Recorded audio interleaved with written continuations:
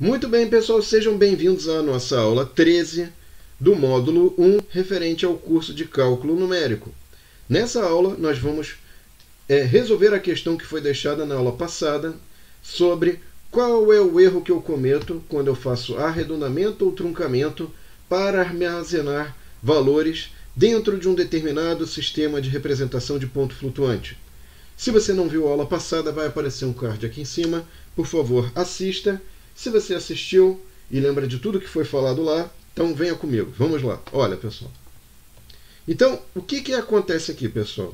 Eu coloquei aqui um exercício para a gente brincar um pouquinho com essa coisa de aritmética de ponto flutuante. Tá? Então, por exemplo, olha só, o que eu tenho aqui de interessante, pessoal?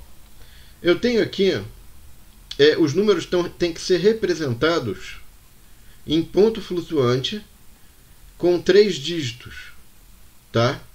Então significa o seguinte, eu vou pegar esse valor aqui e vou colocar na representação de ponto flutuante, sendo que a nossa mantissa vai ser t igual a 3. Tá? Então é o que eu fiz aqui, ó, botei 3 dígitos aqui. Tá? E a nossa base é 10, beta igual a 10, está aqui. Ó. O expoente nosso pode ir de menos 4 até o valor 4. E aqui é o expoente 1, então está tudo bem. Veja que se eu optar pelo arredondamento ou pelo truncamento, vai dar na mesma a representação deste valor. Tá? Agora, o que a gente vai fazer aqui, pessoal? Eu vou colocar o seguinte, ó. Aqui eu tenho o valor 10, tá? Eu coloquei 0,11, só que aqui é 10 elevado a 2, tá, pessoal? Aqui está errado, esse 2 aqui está sem a potência aqui, que foi esquecido aqui, deixa eu corrigir. Pronto. O que eu queria chamar a atenção de vocês, pessoal? No arredondamento, eu peguei este valor 5, e antes de guardar esse valor, eu apliquei o arredondamento. Então aqui ficou 10, 1. Esse dígito 1 não tinha aqui, mas em função do arredondamento, como é um valor maior ou igual que 5, aqui vai virar 1. Tá? Muito bem. Agora, no caso do truncamento, aqui vira 0. Por quê? Porque vai ficar 0,100,100,53. Então eu perdi informação. Não importa se eu estou no arredondamento ou no truncamento.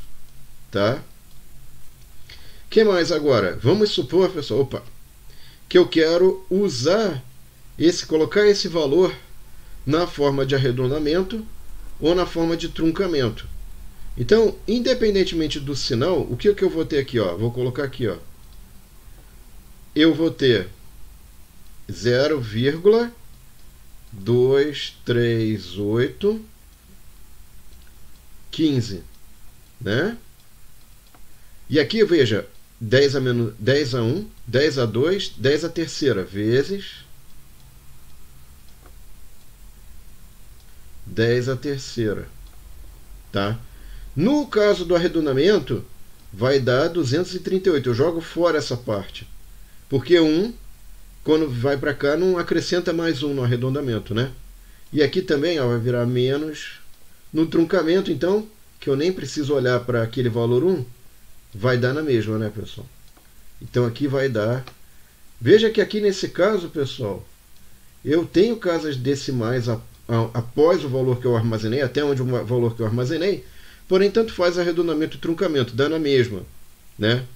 Eu tenho um caso também desse aqui, pessoal, que infelizmente, quando eu coloco isso numa notação, que seria essa daqui, 0,7, né?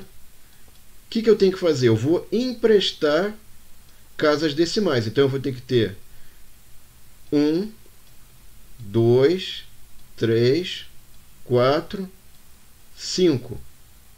Tá? Aqui vai dar 0,7 vezes 10 a menos 5. Porém, o nosso menor valor para m é menos 4, então eu não consigo armazenar.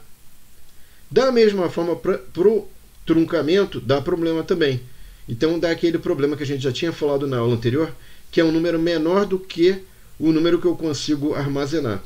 Para esses dois casos que estão faltando, eu vou mostrar aqui, pessoal. Tá?